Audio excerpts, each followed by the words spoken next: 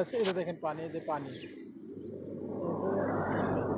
এই যে দেখেন পানি, এই যে পানি দেখেন, এই যে পানির মধ্যে দেখেন এই দেখেন পানির মধ্যে পাট ডুবে গেছে, দেখেন দেখেন এই যে পাট নেড়া বেড়া হয়ে পড়িয়ে দেখেন ডুবে গেছে, দেখেন এই যে নিচে পানি, দেখেন পানি, পানির নিচে দেখেন পাট।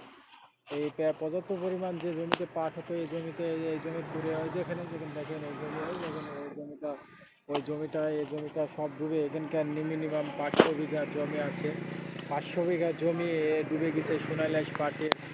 দেখেন পাট, বাংলাদেশের যে অবস্থা, এই যে পাটের অবস্থা, যে পানির, এই যে পানি দেখেন সব পাট ডুবে গেছে, সব পাট ডুবে গেছে, দেখেন সব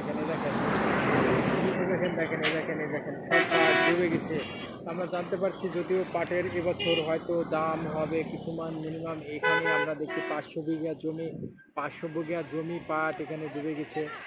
ন্যায্য পরিমাণ আমরা জানতে পারছি যে বাংলাদেশের যে অবস্থা সোনালী আঁশ পাটের, কুষ্টিয়া জেলার যে অবস্থা, যে পাট আমরা দেখতে পাচ্ছি যে 500 বিঘা পাট একটা একটা নেটা জমিতে এমনি হেলে ডুবে গেছে। একটা যেমন এখানে বিল আছে, বিলে 500 বিঘা পাট ডুবে গেছে। বর্তমান বাংলাদেশের ফসলের করুণ অবস্থা যাচ্ছে কুষ্টিয়া জেলার।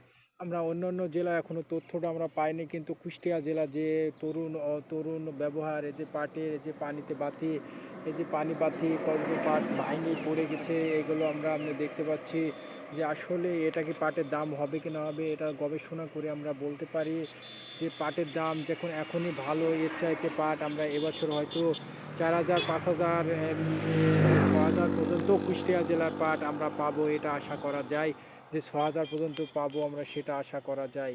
আমরা এই পাটটাই আশা করছি যে আমরা বর্তমানে যে পাটটা পানিতে ডুবে গেছে, যে আমরা দেখতে পাচ্ছি পানি সাইডে যে পাট, এই যে পাট শাখায় যে আমরা এই পাটগুলো দেখতে পাচ্ছি যে এখানে মিনিমাম 500 বিঘা জমি, এই পাটটা দেখতে পাচ্ছি পানির ওপরে 500 বিঘে জমি আমরা এখানে ডুবন্ত অবস্থায় দেখতে পাচ্ছি। কিন্তু আসলে আমরা এদিককার পাটের চাহিদা এদিকে যেগুলো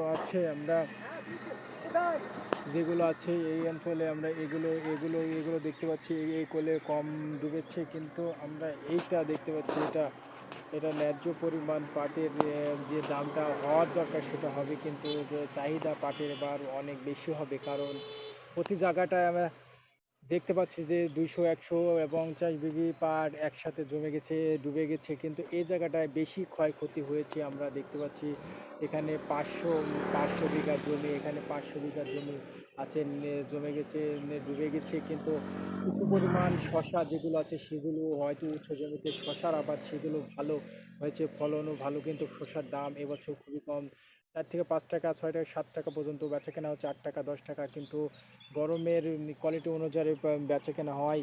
কিন্তু শশার আবাদটা 10 টাকা কেজি হলেও তারা 1 লক্ষ, 1.5 লক্ষ টাকা মেরে নিতে পারে। বর্তমান আমরা জানতে পারছি যে পাটের আবাদ 3 থেকে 4,000, 5,000 টাকা পর্যন্ত হলেও এবছর হয়তো চাষিরা লাভবান হবে। আমরা আজকের মতন দেখিয়ে দিলাম, অবশ্যই আগামীকাল আবার আপনাদের জমিতে যাই আবার দেখাবো। আপনার অবশ্যই যদিও ভালো লাগে তাহলে অবশ্যই আমার চ্যানেলকে লাইক করবেন। কৃষি সমস্যার সমাধান আমি সবসময় সমাধান দিয়ে থাকি, কিন্তু আমি গত কয়েকদিন বা আমরা দিন দেখি আমি ব্যস্ততার মাঝে ছিলাম, যে গেছিলাম ঢাকায়, খুবই অত্যাচার, সেখানে আমরা ভালো মানের ভিডিও, ভালো খবর দিতে পারিনি। আমরা সরাসরি চলে আসছি মাঠে, যেগুলো মাঠের এখন সরাসরি আমরা এই ফসলের তথ্য দিয়ে যাব, আপনারা অবশ্যই পাবেন আমার কৃষি সমস্যার সমাধান। অবশ্যই আপনারা ভালো লাগলে একটা লাইক মারবেন অবশ্যই।